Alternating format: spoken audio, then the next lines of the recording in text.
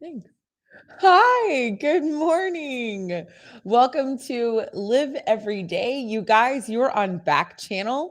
This is the only place where you can listen, watch, and chat with your favorite host live in real time. You guys, if you are listening on an Echo show, that means you got a really great, cool Christmas present this year because that device by Amazon is incredible. You can actually look at your Echo show and talk to it. Your magic word is say, and it will chat. It will write the words for you magically. It's like Harry Potter. So if you have an Echo show, look at your device and say, Echo, say, good morning, Liv. And then I can say good morning to you. If you have an Amazon T-Rexa device. We can't say her name because she will get all fussy in everybody's homes.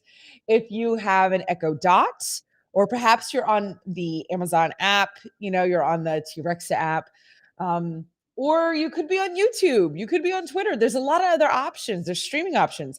You can go to backchannel.tv and you can chat with me there, and I'll be able to see everything that you're writing and talk to you right now, which is kind of crazy. So even if you can't see me, that's okay. You can listen.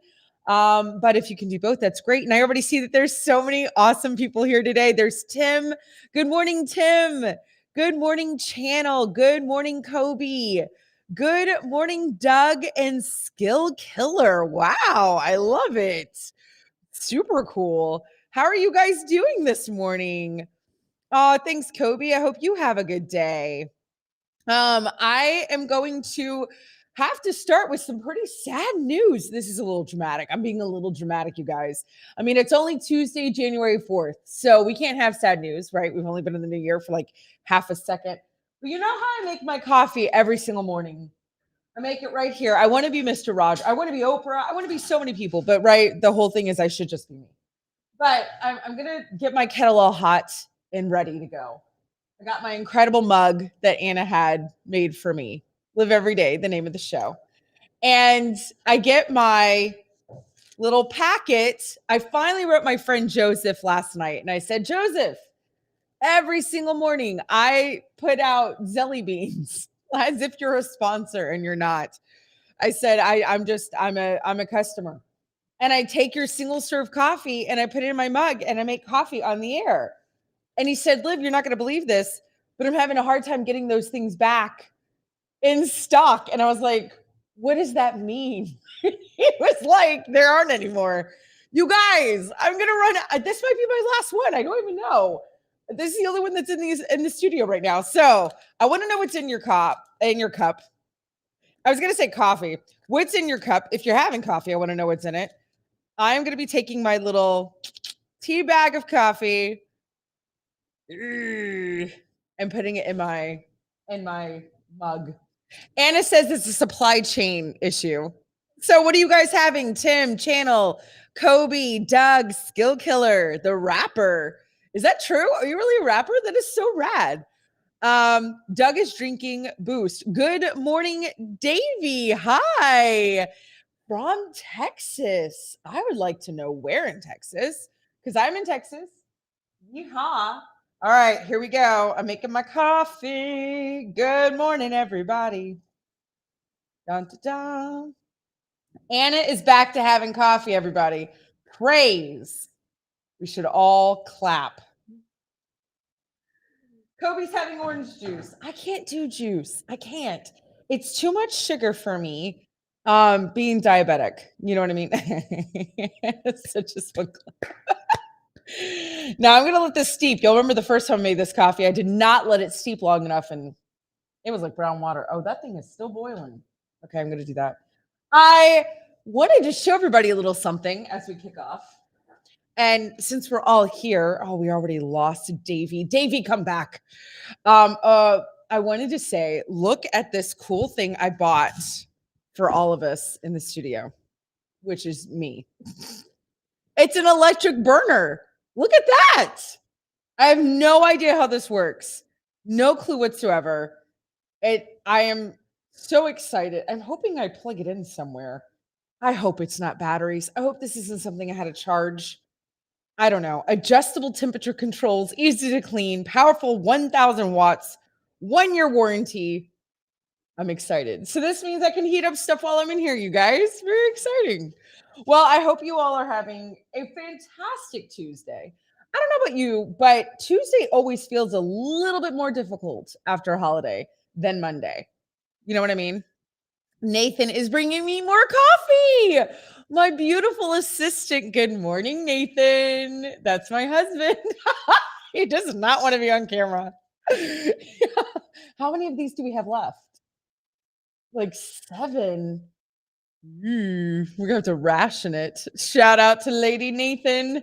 That's what we call him because he seems like my lady's maid. If anybody has watched Downton Abbey, thank you, Nathan. You're the love of my life. Hi, April. Good morning, friend. How are you? So, okay, everybody, pick up our glasses to Tuesday. May your orange juice and your boost and your coffee and all the things be glorious today. Kobe, you're funny. Cheers. Cheers. We'll start a countdown. Wait. Lady Nathan. No, really, he really is amazing. Ooh. Ooh, it's hot. Okay. Yep. We're gonna let that, we're just gonna put that to the side, everybody. All right. So my kid is going back to school today.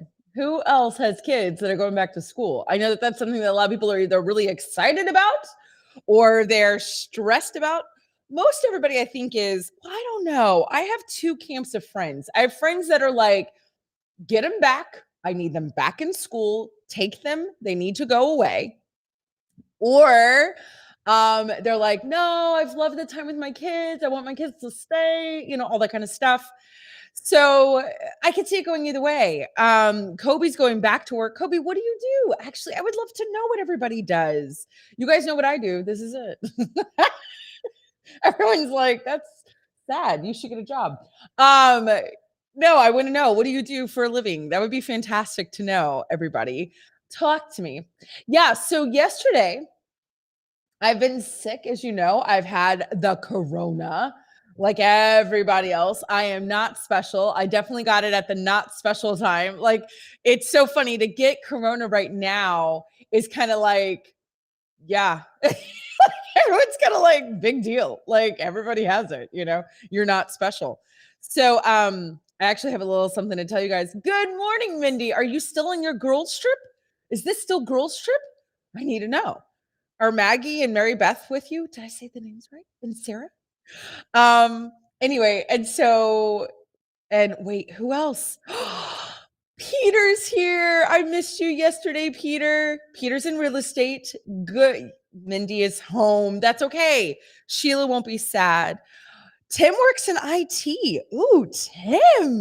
That's so cool. I definitely need your help. Like, you have no idea. Good morning, Peter. Mindy is a marriage and family therapist. And as we all know, she's our resident marriage and family therapist. So Kobe is a greeter. Oh, I love that, Kobe. Good. So you get the joy of making people smile. I think that's fantastic. That's a really cool job. So, and Sheila has the job. She's working all the time when she's on here. Channel, I'd love to know what you do in April. Skill Killer the rapper. You got to be a rapper, man. I hope so. I believe in you. Doug, everybody, I want to know what is it that you do? I do media. So I do have this show. And then I have a podcast that got it all started, and I have a late night show that we pre-record. But right now, this is the only show I have right now. We haven't gone back to pre-recording until kind of like mid-January. So you guys are it. Now I do some other stuff in between the day, but that's good. That's fun to know. So I kind of lied. No, I didn't really lie. I have some. Mindy says, we're so glad you do. Thank you. Oh, good morning, Nathan. He says, good morning, beautiful. Nathan is a financial advisor. He owns his own financial firm. Oh, thanks, April. I'm okay today. I'm okay. Yeah, there's so many things I need to tell you guys. And I hope you're doing well. I'm here for 2 hours today. Listen, here's what's sad. Coronavirus is everywhere. And the show that's right after me on Tuesday, Thursdays is Kate and Will. And Kate sadly has corona and she's not doing so hot. She needs a day at least to, get it all together. So I'm on here for 2 hours today, guys. I'm sure you're all like, oh my gosh. Yeah. So normally we have this show from 8 to 9, but today you've got me 8 to 10 Eastern the whole time. So hopefully that's okay for everybody. April is eating oatmeal squares. That sounds delicious. I have decided a couple of things. Well, I'll go back to yesterday. Yesterday was my first day since the corona that I felt like I could do something. And I was actually kind of basically a mom, which is so funny because I was talking to all of you about my dreams and my goals for the year, which I know Mondays we're going to take out some time to work on some of that stuff and, live your dream. And I got to actually spend time with my daughter. Hi, Stacy. Good morning, friend. And I took her to a movie. It was the first movie theater experience. Oh, that's untrue. I did see Spider-Man this weekend. I did see Spider-Man this weekend. I took her to see Sing 2. And I gotta say, oh, Anna, you might want to save this one. You might want to save this for To Tell the Truth Thursday. But I liked it better than Spider-Man. I did. And I'm a huge Marvel. Anna now knows what a big geek I am. Like, I'm a huge sci-fi Star Wars geek. Oh, it's Hot Take Tuesday. Oh, so I can. You do, you boo. Anna's like, own it, own it, own it. I loved Sing 2. I did not walk out of Spider-Man loving it. And I actually have some pretty, like, Nathan and I went and saw it Saturday night, and I get very into film. Film is a big deal for me. And I had some very specific reasons why I didn't like freak out about Spider-Man. I'm sure Peter has a lot to say. Let's see. When I first, oh, Oh, okay. Peter says when he was first unemployed, he remembers dreading meeting new people because everyone's first question is, so what do you do for a living? So now I try to avoid asking that question. I got back and forth, Peter, and I'll go back to Spider-Man.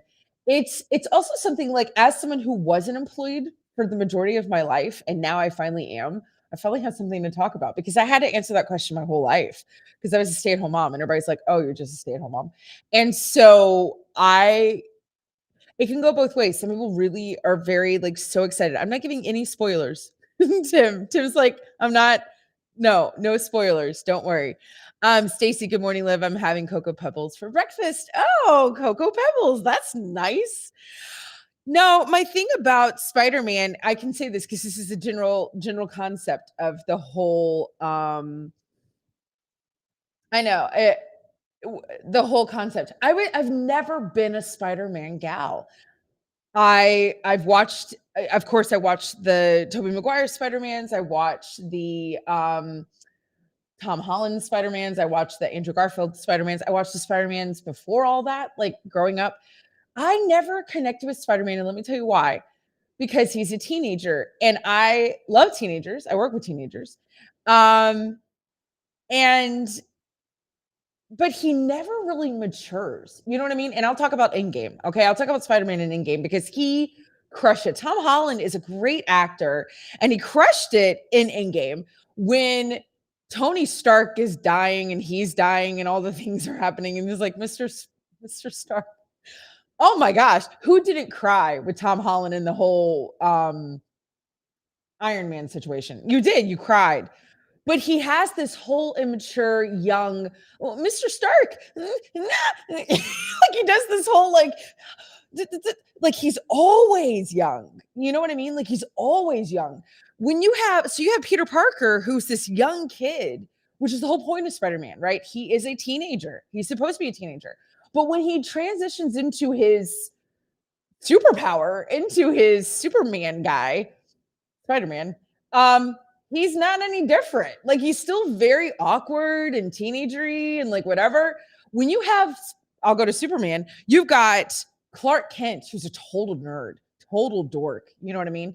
And like he's never touched a girl. And here he is. And then all of a sudden he becomes Superman. He's like, bam, bam, bam, bam. I'm Superman. And like Lois Lane and everybody loses their mind.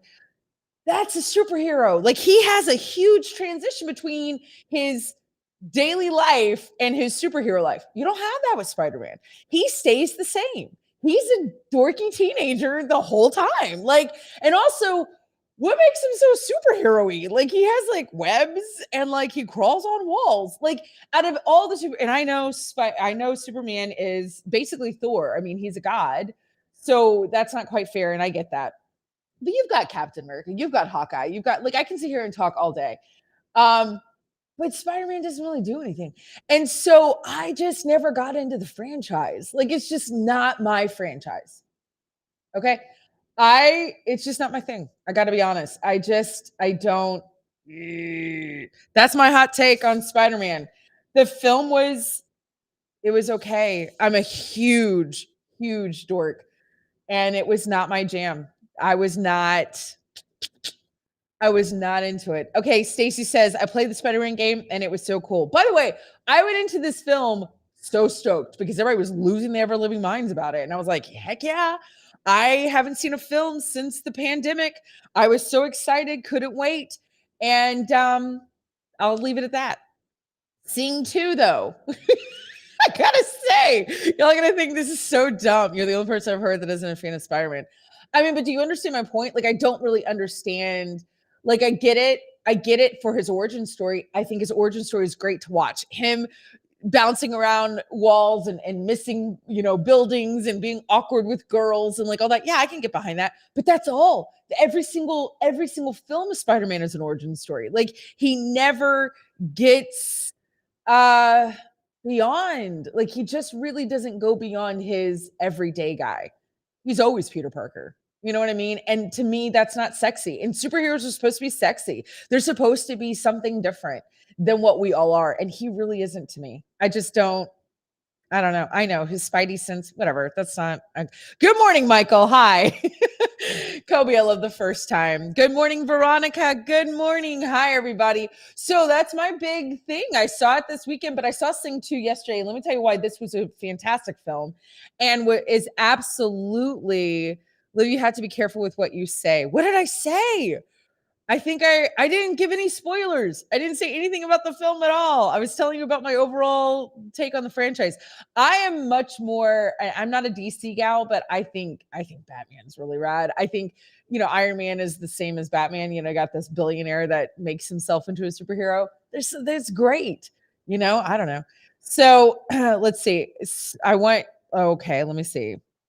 Yeah, I hear that. Thank you. And it also says Zendaya's too emo. I was gonna say it.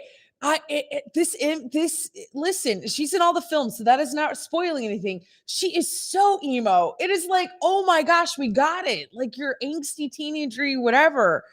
MJ is not my game. Like she's just not here. Sorry, Liv, you're wrong about Spider-Man. I'm really not. Like, I'm sorry. I'm a huge fan. I'm a big Marvel dork. I'm a huge Star Wars dork. And Spider-Man just doesn't do it. He's a good origin story. He's a great kid, but he doesn't really bring anything to the franchise, which is why you'll never see him be a true Avenger. You'll never see him truly be anything than an origin story. And that's where they keep this character because that's where he belongs. He doesn't do anything.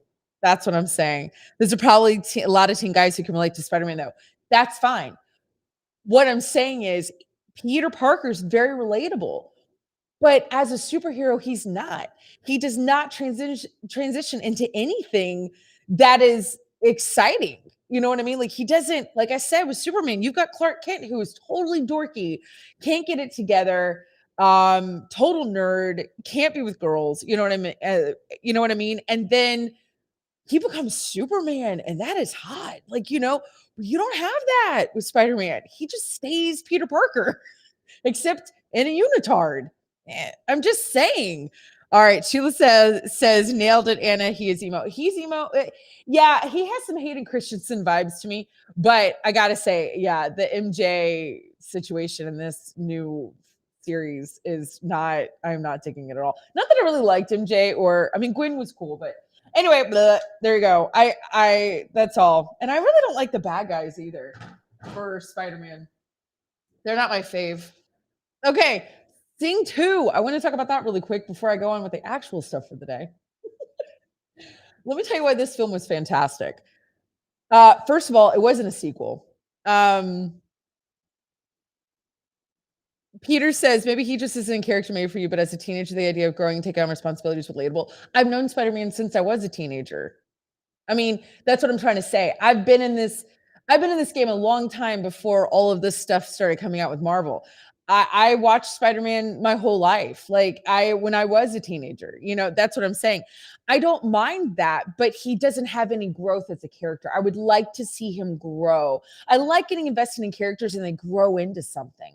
Like that they change and they become something else. We have seen him stay this way the whole time. I don't think that does anybody any good. And as somebody who works with teenagers, I don't think that that does any good for them either, because teenagers are really incredible people. This is who I work with. This is who I've worked with my whole life, are teens. And they're not like this. That's what I'm trying to say. Like there are moments, but this isn't where they stay. And this isn't, they move on and they grow and they're really phenomenal people. And I just don't think this franchise does that. I think this is very stereotypical of teens, keeps them in this box, and I just don't appreciate it as someone who was a teen and someone who works with them. That's all. Anyway, so Anna's like, you're gonna lose Peter. I'm just saying, I just would like to see it move on and mature. That's all. That's all I want to say. So okay, I'm gonna move on to Sing 2. Sing 2. First of all, it was not a sequel. It was a film that can stand on its own, which I always appreciate that. I think that's what makes any type of sequel really fantastic. Take The Godfather Part 2. Take, God, look at the Star Wars franchise. When they went on, these films could stand on their own. You know what I mean? So Sing 2, it seems very silly, but it was really fantastic. It had so many good, really solid advice pieces that we are talking about every day, about how to like change your life and believe in yourself and all this kind of stuff. And it didn't have an agenda, where a lot of these cartoons for kids are going into these agendas. You know what I mean? And they're having all these um Stacy says I need to mature. I'm not saying anything gross, Stacy. I'm just saying that I don't like Spider-Man. I think I'm allowed to have an opinion, like I think that that is mature, that we can all have our own opinions, that we can all have our own things. Like I think that that's really good. There's nothing wrong with that. Like we are too saturated in society where we all have to believe in the same stuff, and I don't believe that either, Stacy. I like everything that you have to say because you have your own perspective and you have your own story, and I love that. So, with Sing 2, which was so great, it came in and it was so empowering of each character and what they needed to do and accomplish in the film, and they did. Like they accomplished what they needed to, and it really focused on all the differences that people have, but not in a bad way, not in a judgy way, not in an agenda way. And it really let people shine, even though they're animals. And it was really exciting. Like you were cheering for these characters. And I love that. I love when you get involved in the character development of a film, you want to be taken away for a little bit of time. Um, and you want to really invest in and get inspired. And it was a great film. I'm telling you, as adults, I think you guys would actually like Sing 2. It was really fantastic. And I have seen and I have not finished Encanto. Encanto, I can't wait to finish. It was pretty okay. I've got a question, Anna. Is Encanto Lin Manuel? I gotta ask. All right, so that's Hot Take Tuesday, you guys. We're coming in strong. It is, isn't it? He did it. I could tell it was Lin Manuel from the very beginning because the music is so similar. It yeah, it is it listen, that's the one thing, is that Lin Manuel Miranda definitely has a sound. And the whole time I was like, this sounds just like Hamilton. Which there's nothing wrong with that, but it's like they just sounded like Hamilton. So anyway, but here we go. You guys, welcome to Tuesday. Already going in strong with the hot take and telling you what I think of my opinion. And I'm not saying anything. I'm just saying the Spider-Man stuff that's going on about this film, I just don't think lives up to the film. That's all. That's all. Okay, here we go. So, what else is going on this Hot Take Tuesday? Today is actually World Braille Day. I don't know if you guys know that. Now, I don't know if a lot of you know this, but I actually at one point was pretty proficient in sign language, which is not the same as Braille, obviously. But I actually went to my college, to my university, and asked them to make it a foreign language because I was so into sign language and it was a huge part of my life. And they said, no, it's not another language. And one of the things I said was, um, well, if I couldn't see and I was reading Braille, wouldn't that be another language? And they said no. And now it's funny, my university does have sign language as another language, not because of me, that happened much longer after I left. But today is World Braille Day, and I want to say kudos to that. Stacy says, I know how to read Braille. Oh, I love that. Was it hard to learn how to read Braille? It is another language. It's right. It's written for the visually impaired. Exactly. So I want to read this. This is really cool. This holiday was first observed in 2009 when the World Blind Union celebrated its 200th birthday of Louis Braille. Louis Braille was born on January 4th, 1890 in France, and would end up losing his sight at the age of 3 years old due to an accident at his father's harness shop. Later on in his childhood, he would attend the National Institute for Blind Children in Paris. While there, at the age of 10, he would meet a captain of Napoleon's army named Charles Barbier. Captain Barbier taught the students at the school about night writing, a communication code using dots. Did not know this. Louis Braille would use this information to create a 6-dot system that he could read with his fingertips. He was only 15 years old at the time. Look at that. It's like Peter Parker, a teenager doing something awesome. The Braille system would be adopted by France's Royal Institute for the Blind Youth in 1852. 2 years after, Louis Braille had died. It quickly spread across Europe, and by 1916, Braille was being taught to blind students in the United States. You guys, that's really cool. Stacy says, it can be hard, but it's worth it if you put in I'm guessing the time. Doug, you can read Braille? What does that mean? You were born Doug, what does that mean? You can read Braille? Can you I would love to know more about that. That is fascinating. You guys, that's so cool. Two of you can read Braille. That's so amazing. Gone my whole life. All right, Peter, let's try to make amends. Can you read Braille? Peter's so mad at me. Please don't be mad at me, Peter. I think you're great. And thank you for saying that I can have an opinion. I just saw that. Mindy, Nathan's here. Good morning, Nathan. I think he's on his way taking our daughter to school. Kids are going back to school. People are going back to work. The holiday season is coming to a close. I know some of the college kids are still around, right? Like some of those kids are still bouncing around. But for the most part, most people are going back and getting back into things. The other part that you can celebrate today, besides celebrating with Braille, which I'd love to ask Doug and Stacy, what would be a good way for people to celebrate Braille if it is not something that's part of their everyday? I think that would be really cool. Like, what is something they could do? The only time I've ever done anything with Braille, to be honest, is I was the diversity and inclusion chair for a women's organization here in Houston for over 550 women. And I was trying to get them in touch with other languages and other things that maybe were not part of their everyday. So there was a statement. Oh, good. Peter, whew, we made it through our first fight, Peter. I'll send you popcorn. Good. He forgives me. He forgives me for having the wrong opinion. I love it. And I had this one statement written on everybody's table when they came to sit down, and it was written in Hebrew.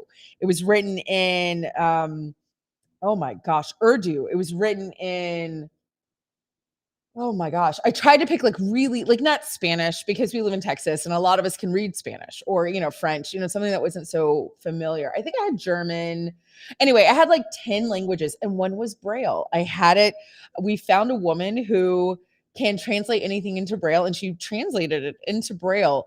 And I had to say that was just a really cool experience to see what work went into that, how she was able to do that, and to educate the women. It was really cool, you know. She lists. Stacy says the best way to celebrate is that they can find something with Braille to read on it. And Tim's not wrong. There are a lot of public buildings that have Braille on it. So maybe just taking a moment and oh, okay, Doug. Doug can read Braille because he was born without sight. Doug, wow. Friend, that is really thank you for sharing with us. Like that's really cool that you can read Braille. Well, now I want to write you something in Braille, Doug. Oh my gosh, you are encouraging me and inspiring me to learn a language because I would love to be able to communicate with you that way. That would be so cool. So, yeah, so that is true. Stacy, you were also born without sight? Really? What? You guys, this is incredible. You guys are blowing me away. Kathy, good morning. Hi. Oh my gosh, I find y'all so cool and fascinating. Thank you for sharing with me. Um, but yeah, I would love to learn. I really would. I would love to be able to um Peter, Mindy is back. She had to take a phone call. She said she's sorry that she wasn't here to defend you. But I would love that. I would love to be able to talk to you guys. I think that would be really cool, like to communicate. So I do miss sign language. That is something that I do miss. Um, I love it. I still use it in my family. I taught my children sign language way before it was a trend. So my son, who is about to turn 19, which is so gross. I can't believe that. That's so crazy. He when he was 18 months old, he could sign over 180 signs. That's how much into sign language I really was. Like I was so into it. So at 18 months old, he could absolutely communicate with me. He started signing multiple like word sentences, which is really that's what happens when you're doing the sign language with kids. If you really get into it, people have made it into a trend. They make it into this trendy thing and they do about like 2 words with their kids and that's it. But he could sign, he was like, I think at 188 signs at 18 months. And he was signing 4 word sentences at 18 months. It was fantastic. We could communicate great. My daughter, I dropped the ball. She's 11 and she got to about 80 signs. I just kind of dropped the ball, but she was over 80 signs, so we were able to communicate, and we still communicate as a family. There's still signs that we use in our family that we still like use. You know what I mean? And they're all incredible speakers. You don't stop speaking to your kids just because you're teaching them sign language. So my kids, believe me, speak really well. Stacy says maybe you should try reading the Bible. It'll take a little bit longer. Oh, I never thought about that. How amazing to have it like that would be really cool. Peter says other language is something I always appreciated, something my brain really struggles to learn. And I can barely speak my primary language. Listen, I started getting into Spanish as well. Well, I learned French when I was little because I lived in Louisiana, and we started taking French classes at the age of 6. I think I started class 5 or 6. I started taking French.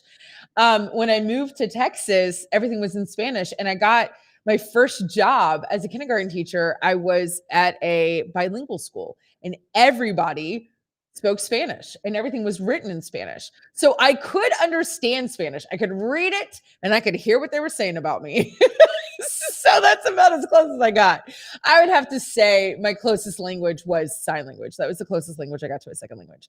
Samantha, good morning. Okay, so the other things that are happening today, even though it's Hot Take Tuesday, you guys, is it's National Spaghetti Day. So besides being National Braille Day, it's National Spaghetti Day and it's National Trivia Day. So we'll have to do something with that. What I would like to know is, and I mean this, I'm Italian. My father's 100% Italian. I have some big opinions about spaghetti, you guys. I know that Peter's waiting to hear all my opinions. Here's what I want to know with everybody who's listening. I would love for you to go to backchannel.tv and chat with me there. You can type it in at backchannel.tv. If you're on YouTube, if you're on Twitter, things like that, you can chat where they have it. I think it's like on the right-hand side. If you have an Echo Show, I need you to look at your device and say Echo, and then your magic word is say, and you're going to answer this question for me. Okay. I want to know How do you like your spaghetti? Are you a marinara kind of a person? Are you a butter person? Are you garlic and oil? Are you Alfredo? Are you penne vodka? Like, what are you? I want to know. What is, you got one meal with pasta left. You got one meal of spaghetti left. What are you having on your pasta? So that is what I want to know. Also, you guys, just a friendly reminder, and thank you to everybody. Thank you to everyone who has gone and left a review. If you go to backchannel.tv, you can leave a review about me and the show, and I would love it, and I would love to hear your thoughts and suggestions and all the things. Of course, I want 5 stars, and I want you to love the show, obviously. Hopefully my little thing is about Spider-Man doesn't lead you astray. But yeah, if you could do that and leave a review, that'd be awesome. All right, let's see.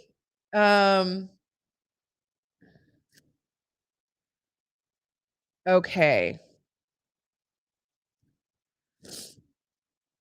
Stacy says she can speak sign language. You can't sign April. Okay, wait, April, did I miss? Are you April? Do you have sight? Wait a second, did I miss that? What did I miss? Nathan is saying that April, Doug, and Stacy were born without sight. I missed that if that's also April. Um, Kobe likes Alfredo sauce. Okay, Kobe, I've got a good one. Um, Nathan says, I do find Braille makes life easier to communicate. Interesting. And Stacy likes sauce. I'm guessing you like marinara. All right. Let's see. Oh my gosh, you guys, my friend Carolyn is on. Oh, Carolyn, good morning, friend. Hi. Mindy is saying that my pasta question is hard. Carolyn, I know what you love. She loves penne vodka. She loves that vodka sauce. And you know what, Carolyn? I'm going to have to make you mine whenever you come visit in Texas. I have an incredible recipe. It's Rachel Ray, believe it or not. It's called You Won't Be Single for Long Penne Vodka Sauce. And I actually just sent it to a friend who's single the other day. And he was like, heck yeah, I'm making this. So it is an incredible recipe. Mindy says, I refuse to pick one: lasagna, lobster ravioli, Alfredo, but just pasta. Just the pasta, not a baked sauce. I mean, like, just the pasta, just a sauce. Would you do butter? Would you do marinara? Would you do, garlic and oil? Would you do Alfredo? What would you do? Peter says, meatballs, angel hair, sauce cooked into the noodles a bit, maybe even broiled. Interesting. I have never broiled my pasta. My meatballs are also fantastic. Even though I'm vegetarian, my father's meatball recipe is insane. It's so good. Oh, good, Carolyn. I'll make it for you. Let's see. April loves her pasta with mayo. Is that true? No. Okay, I have never had that. Stacy, tomato sauce. And Doug says, I'll eat anything once. I love it, Doug. Oh, roll tide, Kobe. I was waiting. It took you a while to get there. Man, we're like halfway done with the show. I love it. Okay. Mindy says marinara and a good parm. That's true. If you've got a good parmesan and you're like, microblading that stuff over it, I get it. Okay, let's see. Anna. Oh, Anna said that missionary life ruined her life about spaghetti. For a long time, it was just spaghetti with meat sauce, and now she's fallen in love with penne vodka. Yeah, penne vodka is just, I mean, what is there not to like? You add cream, you've got the leftover flavor of the vodka, you got fresh basil, and it's a tomato base. I mean, there's really nothing not to love about a vodka sauce. Nathan says for folly pasta with Zach's sauce that he made. Interesting. My husband just chose our son's sauce and not mine. Someone will be sleeping on the couch. I'm just kidding. Stacy says, if you like spaghetti with tomato sauce, I'm your girl. Oh, good, Stacy. I knew you were my girl. April was also born without sight. Oh my gosh. How did I miss that? April, I'm so sorry that I just didn't even see that. So, okay. Interesting. Wow. Thank you for being here, April, Doug, and Stacy. And I love that you're here. And I love that this is a way that we can communicate and hang out. Thank you, friends. Y'all are so rad. All right, now I really got to learn Braille. I got to learn it. I got to talk to y'all and write you correspondence letters in Braille. Can we do this? Can you guys teach me? I would love that. All right. Mindy says, maybe I'll start my healthy eating plan tomorrow. I mean, it is National Spaghetti Day. Mindy, help them resolve this issue. No one needs to sleep on the couch. I was kidding. He did have to sleep on the couch while I had COVID. Oh, it was miserable because I literally fall asleep on Nathan's chest every night. I have to lay on him, which only started after I lost the weight, after I had the massive weight loss. So it's like our thing now. I have to be in his arms when I fall asleep. And so when I was sick with COVID, he was gone. It was so sad. Okay. Doug says, I don't know Braille. Okay, never mind. Doug's like, please don't write me in Braille. I might not be able to write things down, but my mom can surely teach you how to read Braille. I love it, Stacy. And you're in my home state. So, well, it's not my home state. That is sweet. I know it is sweet. I know not all couples fall asleep with each other. Like they have to like go to their corners, but not us. We have to like snuggle together. But yeah, there you go. So that was the worst part about COVID. True. Really, really true. So Peter, no, I will not be sending him to the couch. You guys, let's play a game, shall we? Let's kick off and start a game. Here we are on Hot Take Tuesday, and we're all doing really well. We all know it's National Spaghetti Day. We all now know what we're having for dinner. You're welcome, everybody. We're having dinner, spaghetti. I think we should all Zoom with each other. But today we're going to do true or false. It's a trivia game because today's also National Trivia Day, which makes me miss Trivial Pursuit. Does anybody miss that game? I miss that game. Jeez, I used to love that game. All right, here we go. We're going to play true or false. So those of you who are listening, I need you to say true or false. If you're at backchannel.tv, you can type in true or false. If you're on whatever device you're listening or watching or typing through, I'm ready. Okay. That game always makes me listen, Trivial Pursuit is outdated and it can make us all fall dumb. I like the pink cards on Trivial Pursuit. All right, there's a company that turns dead bodies into an ocean reef. True or false, everybody? True or false? Interesting. Well, we're just kicking off this Tuesday. True or false? Turns dead body, human bodies into an ocean reef? Doug's saying false. Stacy's saying false. Here's the thing. I would find that interesting because ocean reefs, aren't they supposed to be alive? Nathan says true. Mindy says true. That's so I don't know. Carolyn, any thoughts? Peter? Geez. Samantha? Kobe? Where are all my friends?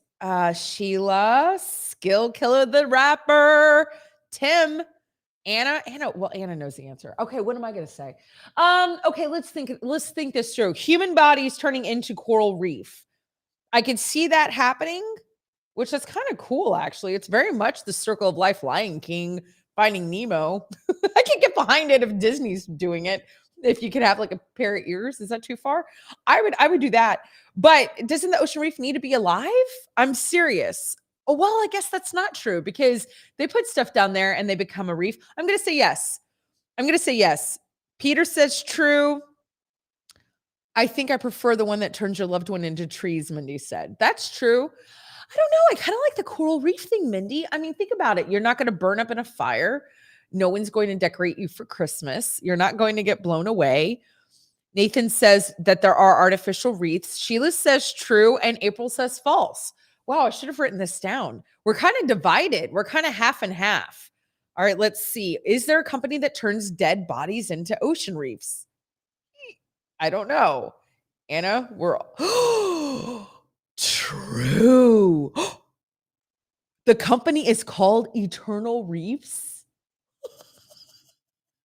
They did not go far on that. They did not dig deep on picking when they were like sitting around their table, they were like, guys, what should we call our company? And they're like, Eternal Reefs. And they're like, well, that was a short day. Everyone grab a donut. Like, that's it. That's that. I mean, they're not wrong. They're not. That's a good one. So would y'all do this? Would you become a coral reef or let your now that is sad with your loved one? I mean, you don't care if you're dead, you're floating around the ocean, but if it's your loved one, you can't really go visit them, which is kind of the whole, eee. All right, Mindy, now I'm going back to your tree idea. I don't know. I mean, it is kind of nice. Okay.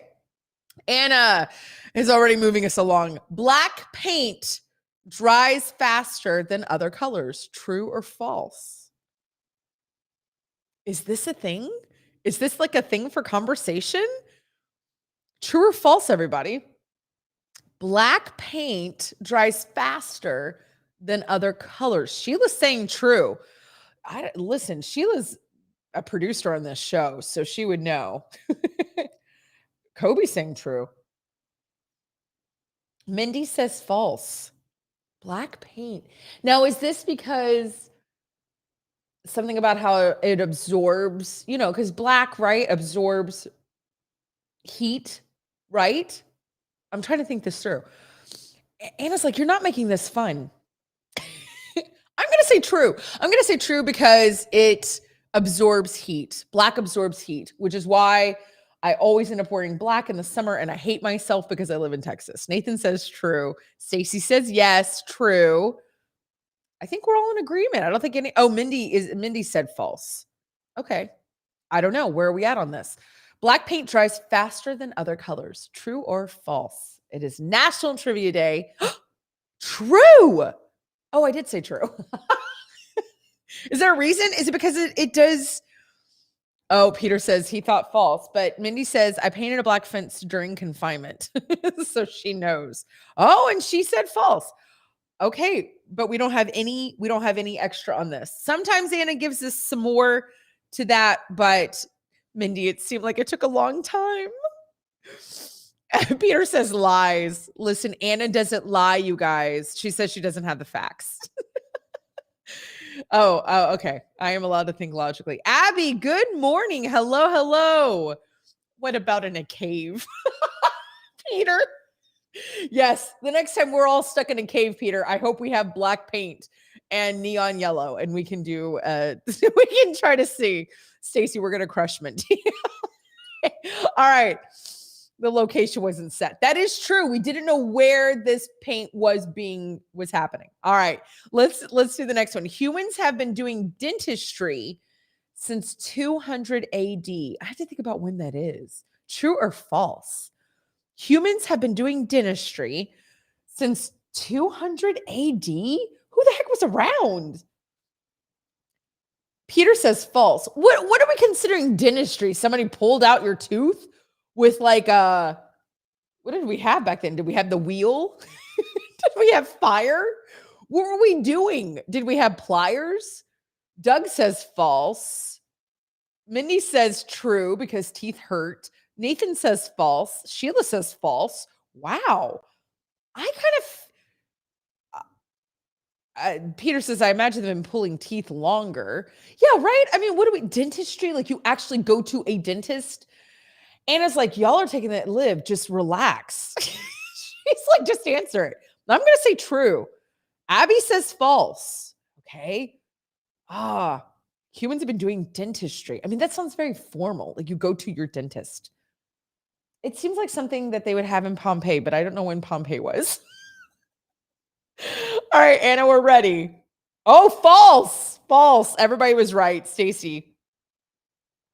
Mindy and I are humans have been doing dentistry since 7000 BC. Oh, whoa. Way before 200 AD. This is also hard. Oh my gosh. I'm not on my game, Mindy. Like 7000 BC. Dang. So could you walk around being like, oh, I'm dating a Neanderthal, but he's a dentist? Is that something that people would brag about? Like, oh my God, look at my grill. Like, I want to know what this means. Okay. All right, Anna, that was great. What else, friend? Oh, he did. Okay, good, Anna. We'll start tomorrow. Dolphins sleep with both eyes open. True or false? Also, I love that today is like Ocean Day on the show. True or false? Dolphins sleep with both eyes open. Michael, good morning. Hello. Dolphins sleep with both eyes open. I feel like sharks do. I don't know a lot about dolphins. Dolphins. They're mammals, right? And they have a blowhole.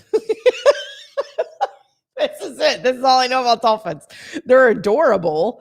No, everybody's answering. Stacy says yes. Doug says yes. Sheila says true. I'm going to say no. I feel like they're mammals. They're like us. They birth. They have a blowhole. We don't sleep with our eyes open. Mindy says true. She's going with the gang. All right, I'm going to go against the gang. Apparently today I'm feisty. Hot Take Tuesday with Liv. I don't know. I don't know a lot about dolphins. Unintentional ocean stuff. Stop saying blowhole. That's like, stop. False. Yes. Dolphins sleep with one eye open. Boom. I didn't know that. I would have guessed that. I would have said no. I can't take credit. I would have said no. Abby got it. Abby said false. I would have said they close their eyes. They drop the mic. I didn't get it. Mindy, are they meditating? How do you sleep with one eye? I did. I totally thought both eyes were closed. I can't take credit. I'm not going to count it. I really can't. I don't feel good about it, you guys. I would have said they closed their eyes. I was trying to, I don't know. Okay. Vacuum cleaners were originally horse-drawn. Here's the thing that they don't know, that Anna doesn't know. Anna, I don't think you were here that day. Peter's grandfather, am I right? Grandfather? What was he, Peter? Invented the vacuum cleaner. Peter's family. He comes from the line of vacuum cleaner people. Vacuum cleaners were originally horse-drawn. True or false? I don't know. Well, obviously I don't know. This is trivia. Vacuum cleaners were originally horse-drawn. I don't believe that, Peter. Prove it. Anna, I don't think you were here that day. I think Will was producing the show. Vacuum cleaners were originally horse-drawn. First of all, how does that make sense? Because what would you be vacuuming outside if you were on a horse-drawn vacuum? What are you vacuuming? The dirt? All I can see is like Wyatt Earp, like on the back of his horse. Like the film Tombstone, you know what I mean? Stacy saying false. Sheila saying false. Mindy says false. It was cats. Vacuum cleaners were originally horse-drawn. I just don't understand. This is so bizarre that I do. Now, if you were saying, what are the things that we do outside? Lawnmowers. outside vacuum cleaners, lawnmowers. All right, maybe, sure. Horse-drawn. I don't know. I want to say false, but I feel bad because everybody's saying false. Good morning, T. Hello. Good morning. I'm going to say false. Vacuum cleaners were originally horse-drawn. It doesn't make sense. If it says true, I'm going to need some follow-up, Anna. True? Anna! I don't understand. What were you vacuuming with a horse? Outside vacuum cleaners, I don't have a follow-up. April says false. All right, Anna's going to have to get back to us on that because that is some craziness. Vacuum cleaners are horse-drawn. I'm gonna need a picture. I don't know what that means. Was this also in 7000 BC? Sheila says pictures, please. Okay, tell me, is anybody else thinking of Back to the Future Part 3? Like Michael J. Fox. Oh, look at this. The invention of the vacuum cleaner from horse-drawn to high-tech. Anna, household chores are unavoidable. Okay. Oh my gosh. She found an article. And okay, let's see. The invention of the vacuum cleaner in 1901.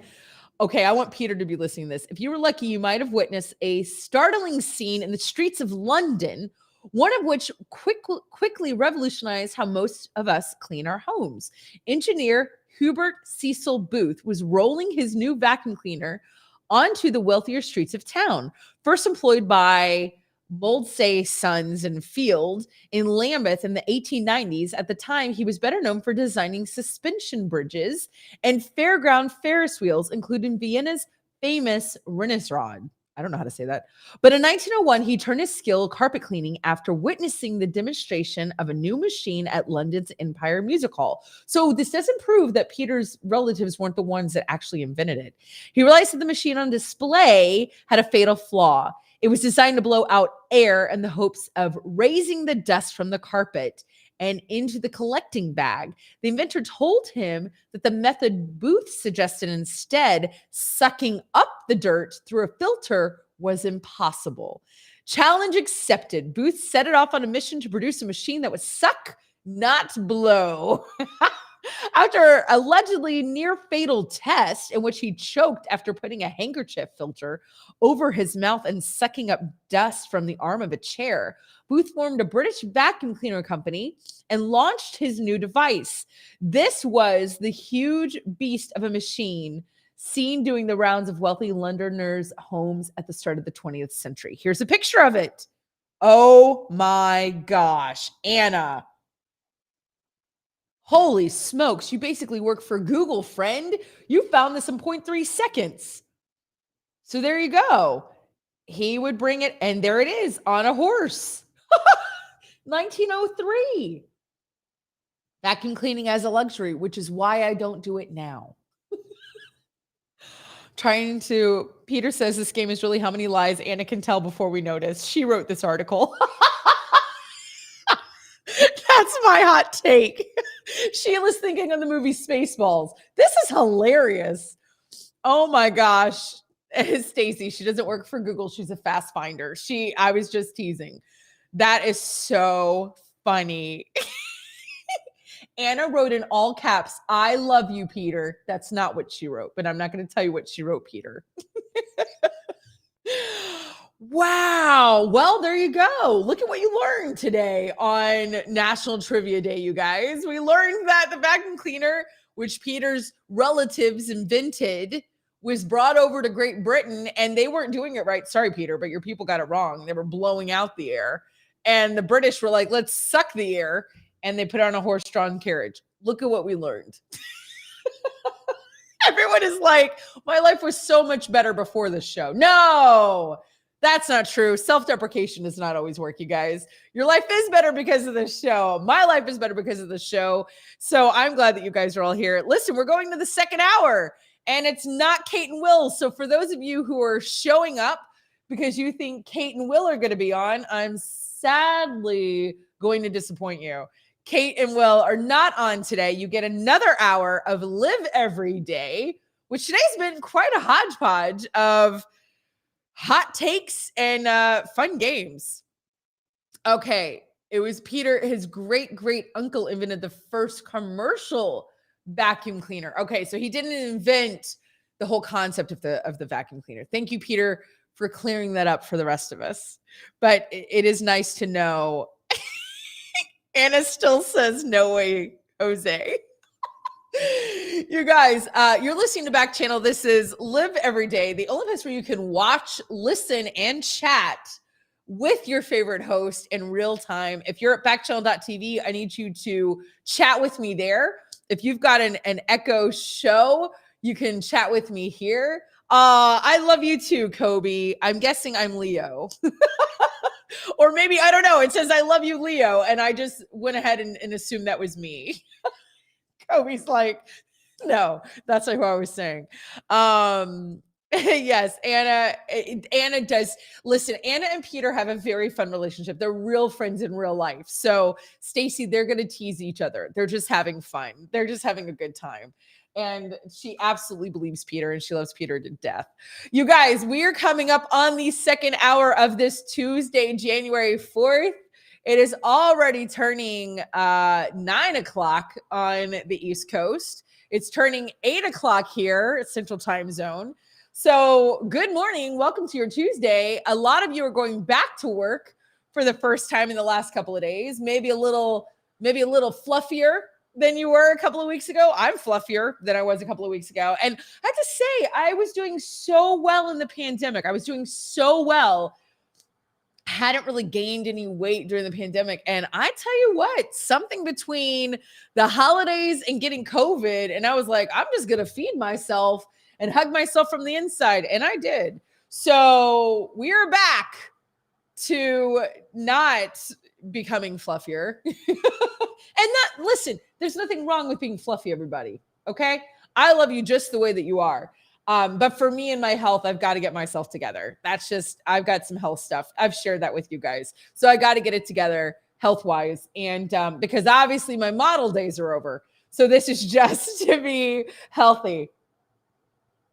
Black coffee for me. Let me know what's in your cup. Those of you who are joining us in the second hour, I need to know, what are you drinking? What are you doing? Elle, good morning. Welcome. What are you facing this week? Are you going back to work? Are you putting the kids back in school?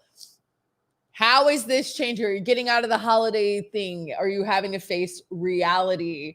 I want to start off with a great article that I think is really fascinating.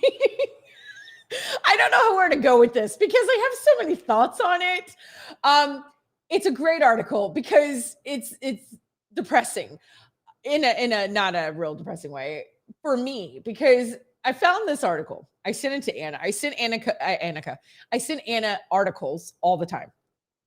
This one hit home. Okay. This one hit home. I say a lot of words. I say a lot of the same words. I do not have a good vocabulary. I don't have a strong vocabulary.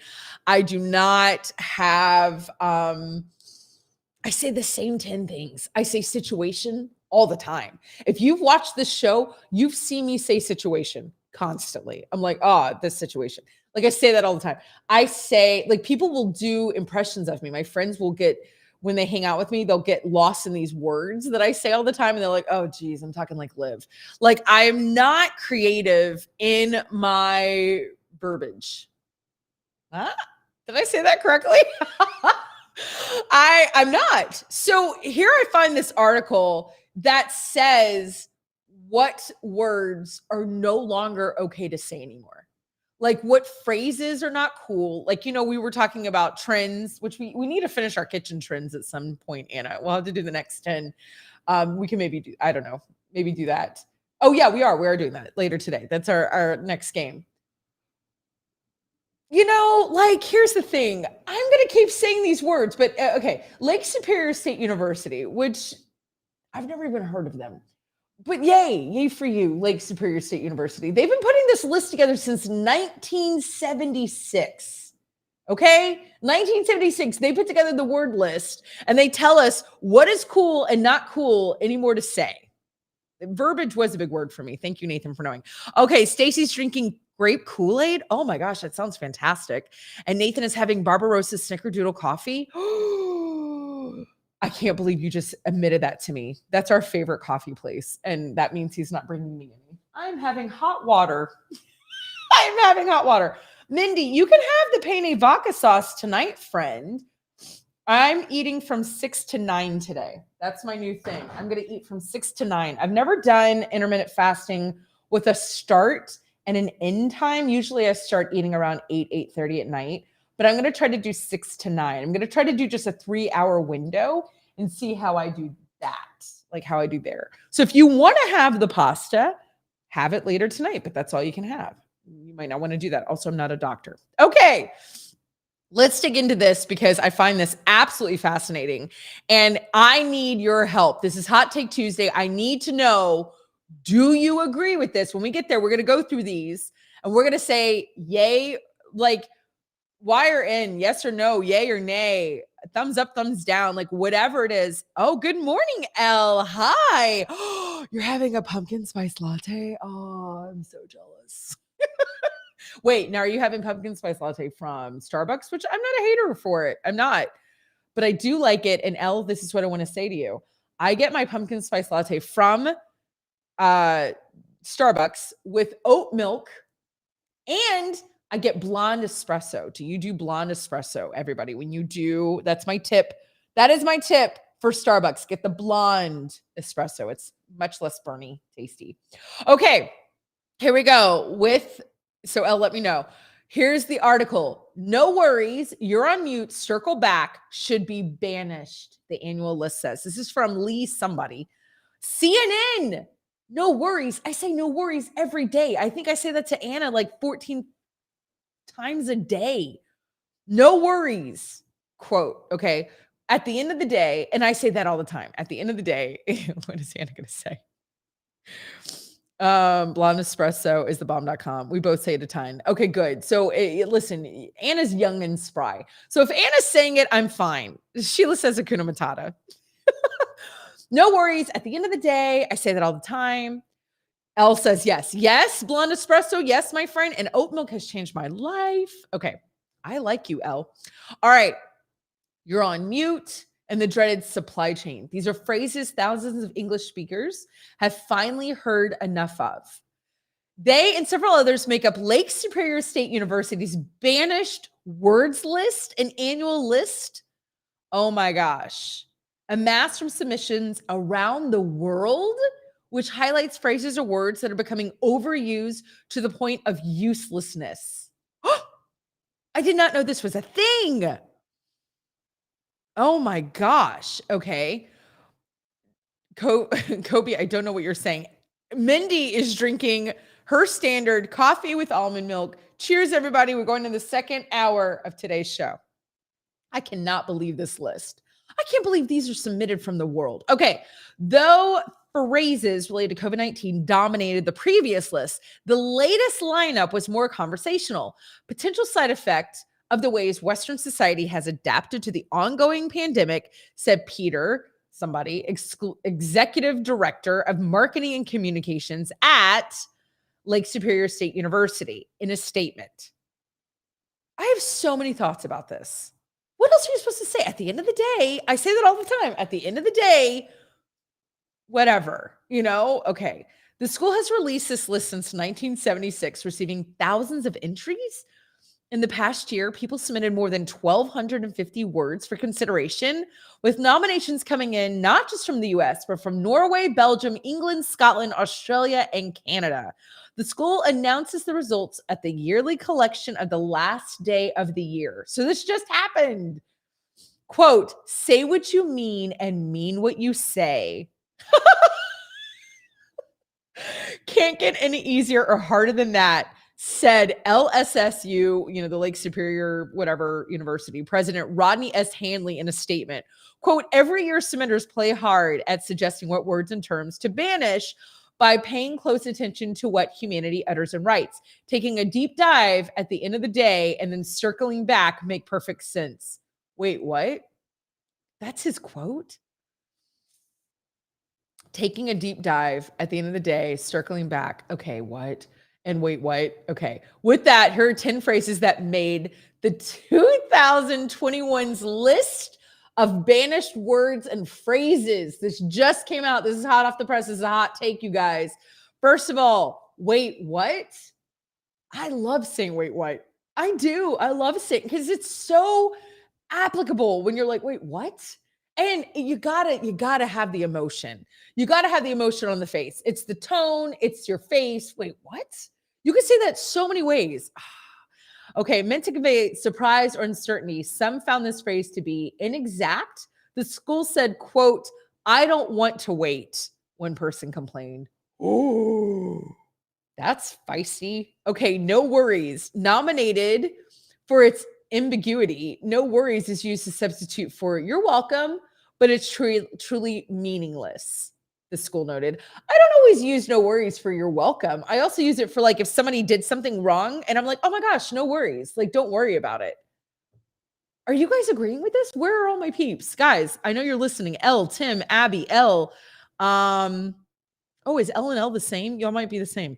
Kobe, Stacy, Sheila, Doug, Skill Killer the Rapper, Mindy, Peter, Carolyn, if you're still there.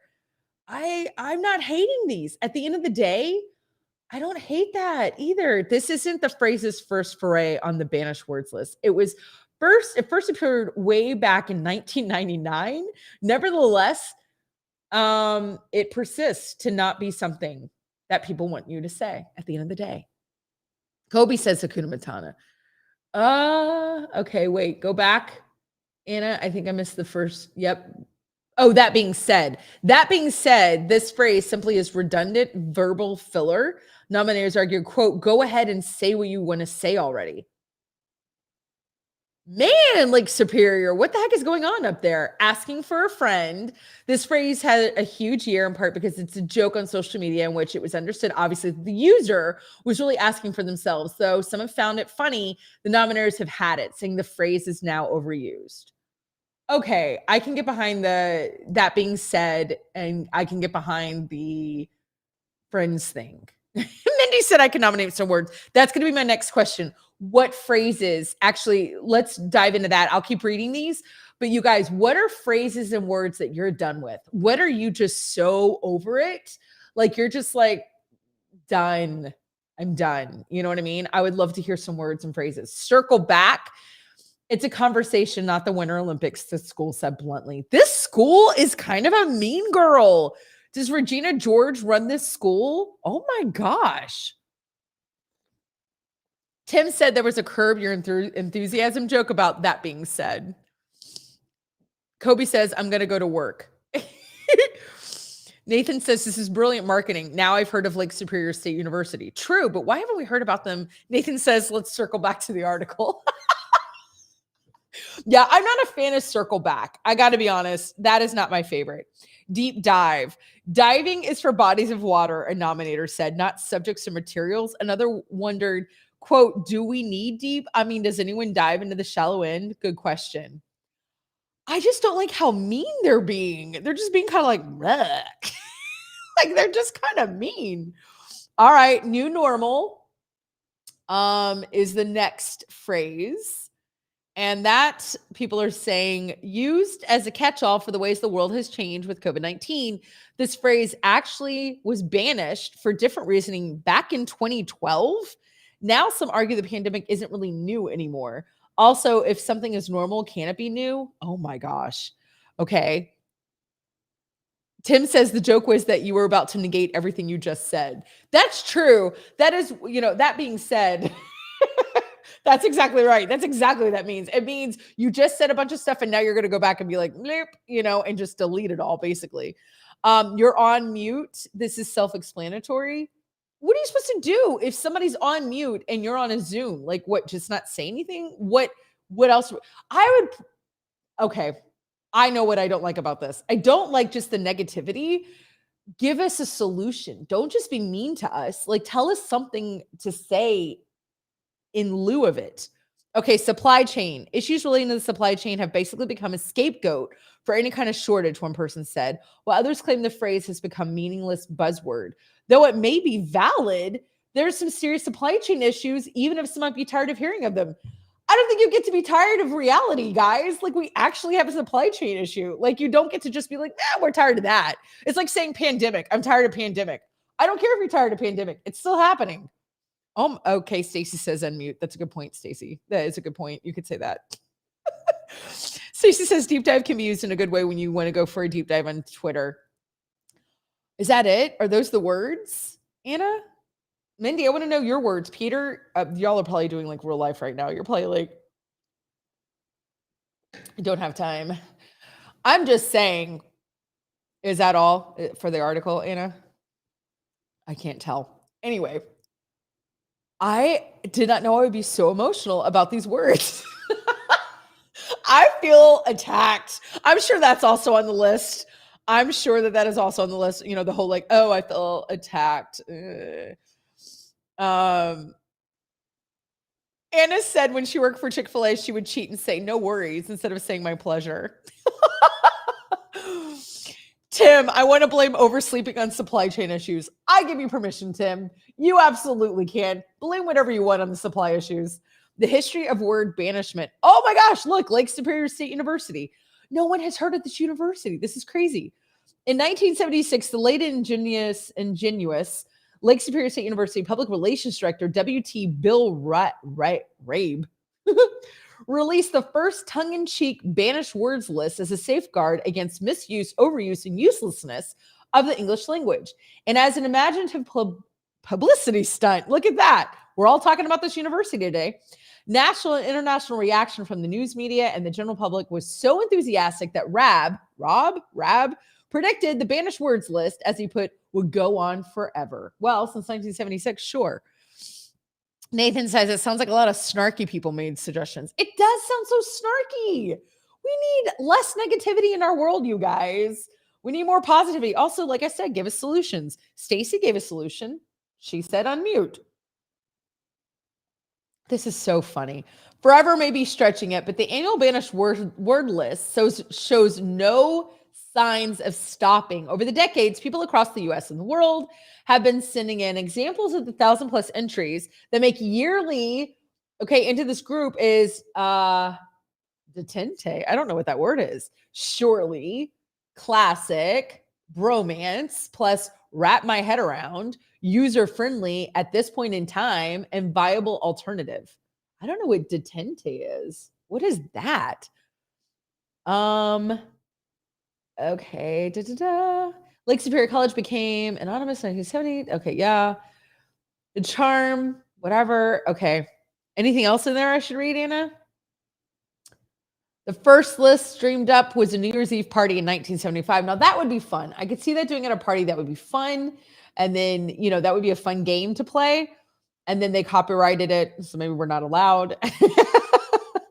So, okay, I don't know what the last of it is. Okay, so apparently there's 3 traditions that happen at the school: unicorn hunters, snowman burning, and banished words. Whatever, it sounds like an interesting university. Okay. Tim says maybe they're like a song you get tired of hearing. I mean, that's fair. There are definitely things that I'm tired of hearing, and then I'm kind of like, all right, guys, we got it. Like, whatever. And yeah, Stacy says it sounds kind of bleh. And Mindy would like to add 100% triggered and low key. That's fair. But like I said, I am interested in the creativity of, but what do you have to offer in place of those? Because obviously we need something to say. There's a reason why we're saying 100%, or we're saying triggered, or we're saying, circle back, or, whatever we're saying. Oh, bye, Sheila. Sheila has a meeting. Have a great day, friend. Cheers. Have a good Tuesday. So it would be interesting to know, what do we say instead? Obviously, we're wanting to say something. We're wanting to, I don't know. Anna says, I love this. I listen, I think we should make up our own list and go on and do all the things. Okay, let's see. I want to say, let's go back into film a little bit, because I had to get HBO Max. Okay, Mindy saying instead of 100%, say completely, utterly, thoroughly. You could say completely. Yeah, okay. I like that. Triggered.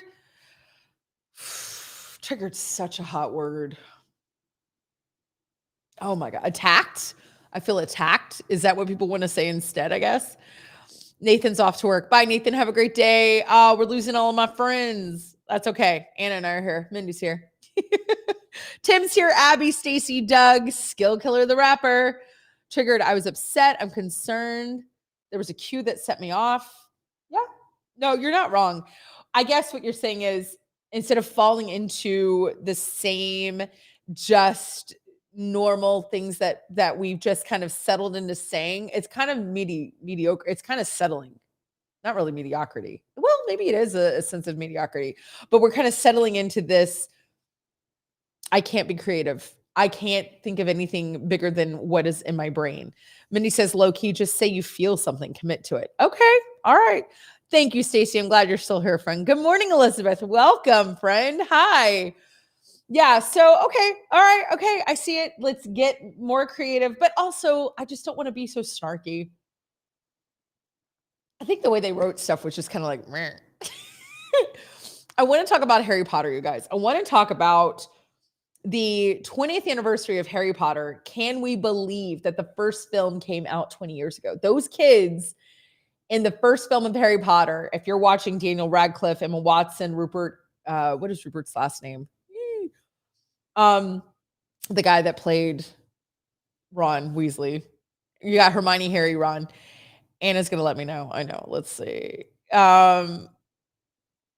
they're 20 years older. Like, you watch that first film of Harry Potter. Everybody remembers Harry Potter. You remember the J.K. Rowling books that came out, took the world by storm. Everybody started reading these books. It got kids into reading. It got adults into reading. It transported us into this land, into this world. There was a lot of controversy between conservatives and traditionalists and religious and not religious saying, is Harry Potter okay? Is Harry Potter not okay? Like, there was like this whole thing for a long time. And then the films came, right? And you start out with, what was it? Christopher Columbus? Was he the first director for the films? Rupert Grint is his name? Okay. Was Chris Columbus the first director? You had John Williams as, the music, which is epic. Wait, who's talking to me? Oh, I was hoping you'd go here. We watched the reunion last night. Exactly. Yes. I just finished the reunion last night. Yes, I know.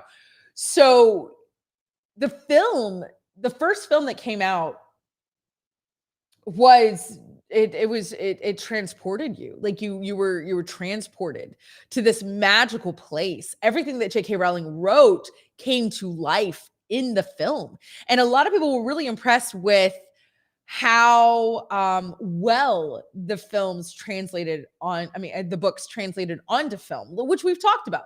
Not everything can translate onto film, and they don't always take the books and really make them happen on film. A lot of people have a lot of problems with that. People who love the books, any book, pick a book, pick a series, and then when it's made into a film, they're like, oh, they really didn't get it. They left out so much.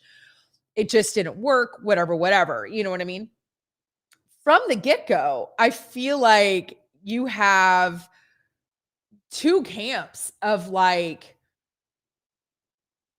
I love the books and I love the films, and that people love both. And so you've got to give credit to the film studio that took on this Herculean event of this beloved series of books that really affected the entire world and made it into these films that was just extraordinary.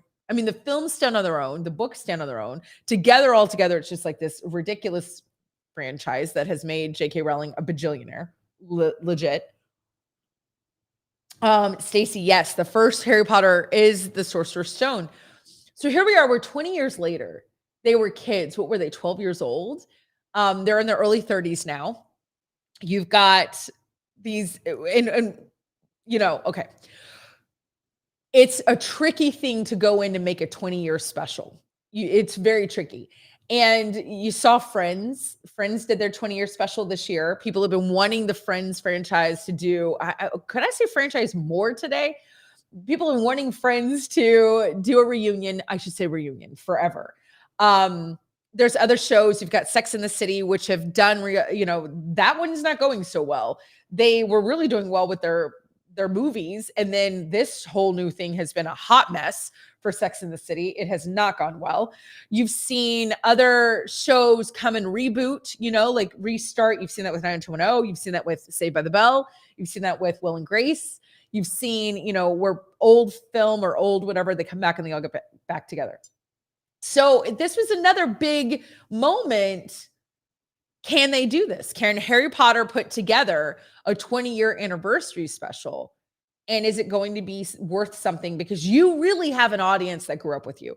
The audience that came into Harry Potter came in through the books. They were kids. They were the same age. Like, a lot of people were 11, 12 years old reading these books, or 11, 12 years old starting this film series, okay? I've got to say this.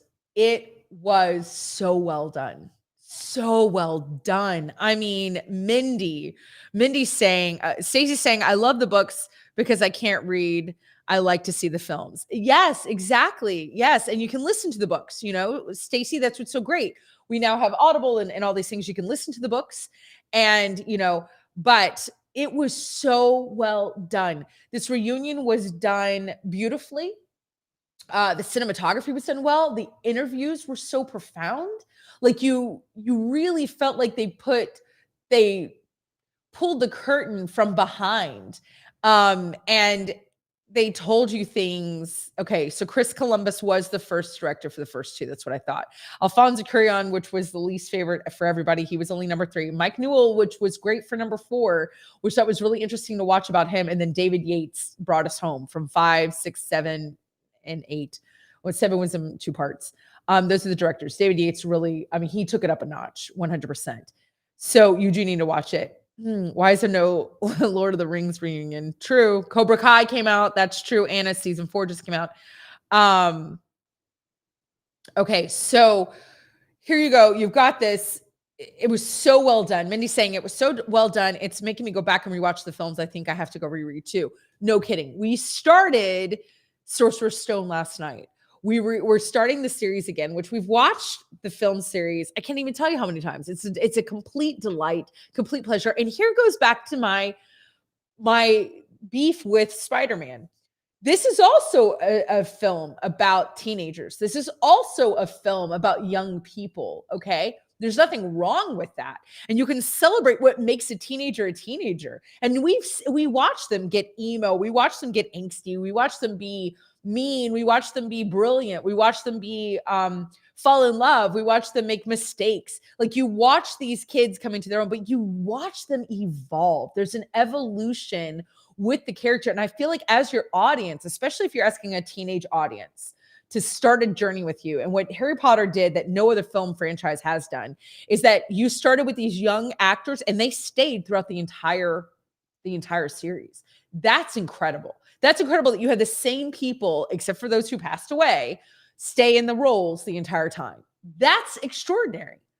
So you really grew up with these people. That's what I was saying about Spider-Man. There's no evolution of that character, and I wish that there was. Like, they can make Spider-Man evolve. Like, that's not hard to do. They do it with other characters all the time. That's my big beef with Spider-Man. But with this, you actually see them. And so if Peter was still on, I don't think he is. I think he's doing Peter things. As a teenager, you can absolutely relate to Harry Potter and his friends. They're all weird, they're quirky. Some of them are, academics. Some of them are, like popular. Some of them aren't. Some have parents, some don't. Like, they really touch on a lot of things in Harry Potter. Okay, I would venture to say this is way more for the teen and what you face as a teenager. And they're able to bring them into adulthood, and they're able to bring them into where they save the day, which I think is really cool. They're heroes, right? Your heroine, exactly. Mindy said Draco. That was a moment he evolved 100%. Mindy, you're watching the antagonist turn into basically a protagonist. You know what I mean? Like, I think that's really what's so redeeming about this series. You see Neville. Thank you, Mindy. You see Neville, who is the chubby kid that doesn't talk, literally save the day. I have goosebumps. I mean, that scene with Neville, and he gets hot, y'all. Neville gets hot. And it's like, that is rad. Like, Neville comes into his own. Tim says they seem to keep restarting Spider-Man, kind of like what they do with Batman. I agree. I'm just saying, like, Spider-Man is a great origin story, but I feel like we've heard it. I feel like we've told it. I feel like I'm waiting for a director, and I'm waiting for somebody to come and take this series and say, okay, let's move it on. Let's move it on beyond this one place. To me, it makes Spider-Man very one-dimensional. That's what I'm trying to say. Stepping into heroism. Thank you. You're watching these characters step into heroism. You see Ron come save the day. You see Ron be very human, as he's falling for Hermione, and he thinks that Hermione and Harry have a thing. I mean, like, everything about this series is very human and relatable, yet in this world that you want to escape to. You know what I mean? So, like, what they did with this reunion was beautiful. And I've got to say, I fell in love with Emma Watson in this reunion. I really did. Like, I wasn't a massive fan of hers. I didn't really have feelings about Emma either way. I thought she was okay.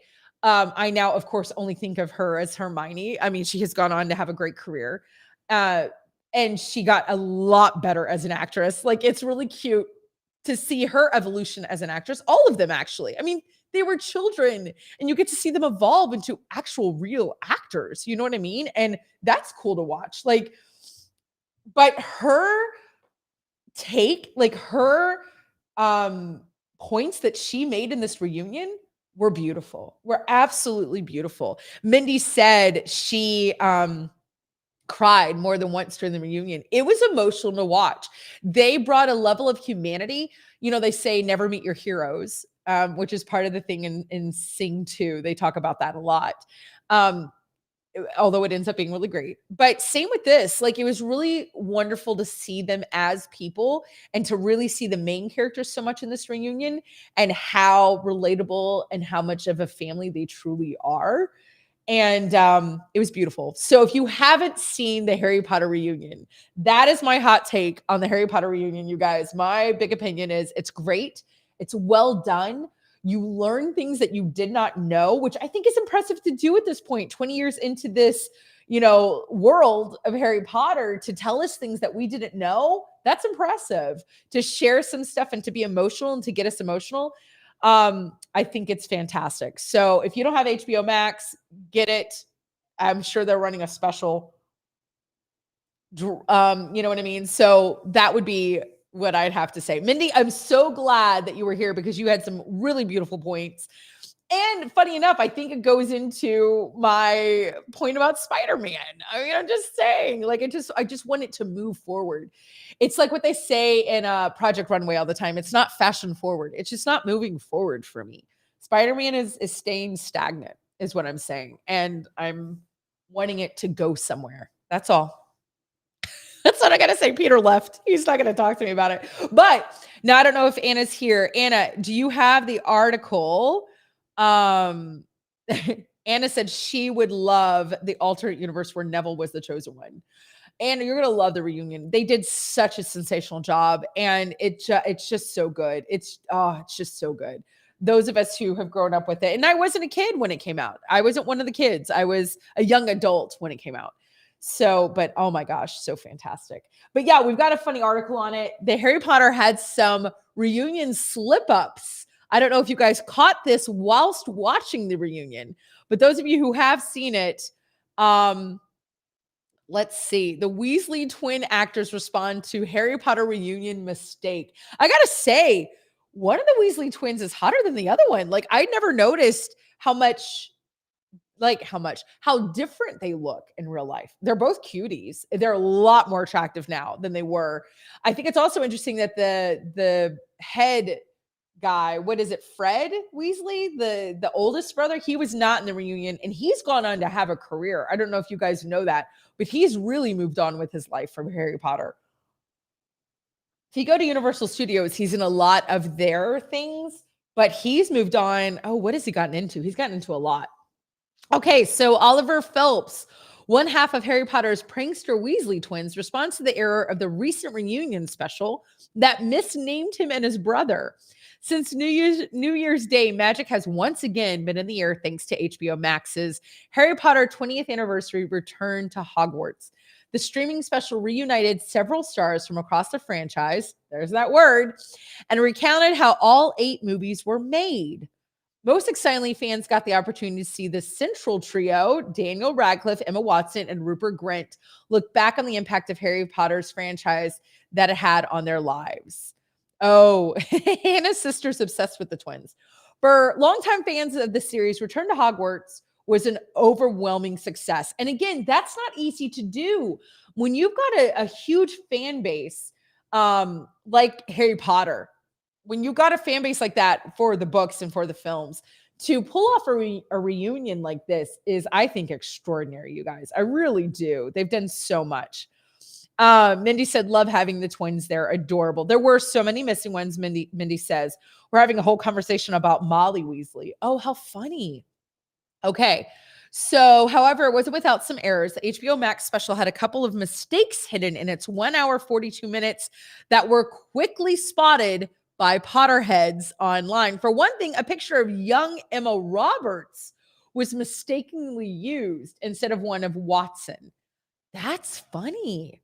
I want to see that. For another, the Harry Potter special mixed up the names of the Phelps twins. Oliver and James, who played George and Fred Weasley respectively, were given the opposite names during their interview. So what was the older brother's name?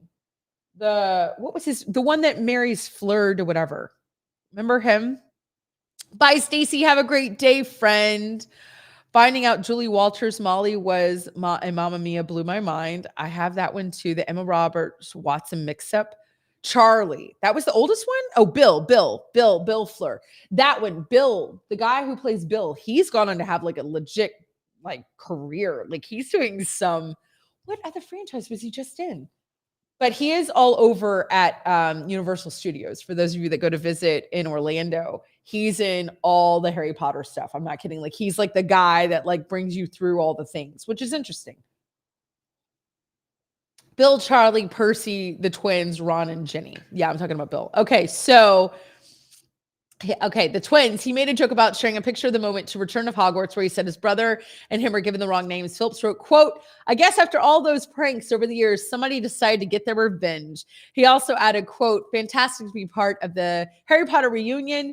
You can see his full thing there. So James is actually Oliver and Oliver is James. Is that what we're saying? They named them incorrectly.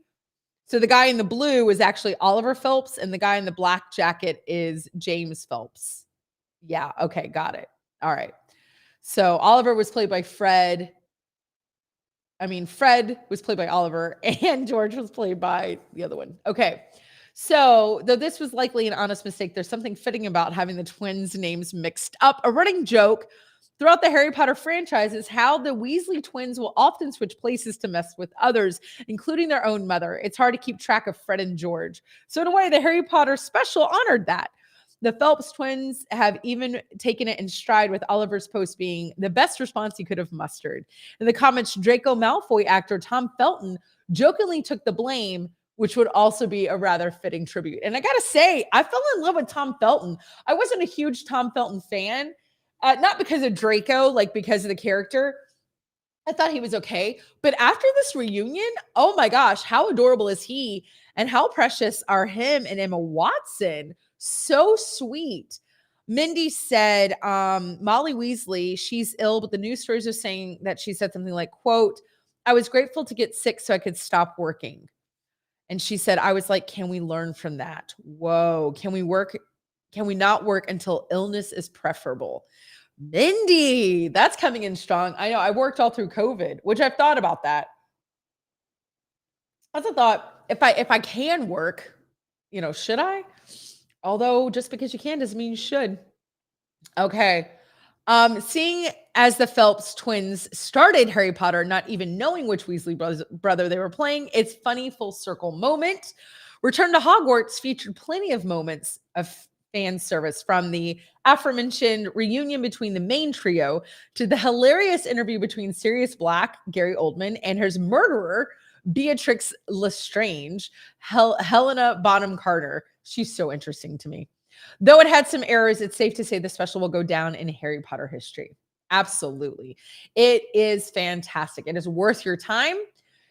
They did a great job. They lived up to the hype. And I think that's tough, especially with Harry Potter, which, you know what I mean? Like all the things. It's kind of crazy. Good morning, Lee. Hi. Good morning. Guys, help me. That's literally Emma Roberts, not Emma Watson. That picture that they showed was Emma Roberts? That is so funny. We were talking about how cute she was. Mindy said they did great on the reunion. That's pretty funny. That's definitely like, who the heck? I mean, that's pretty easy to make a mistake.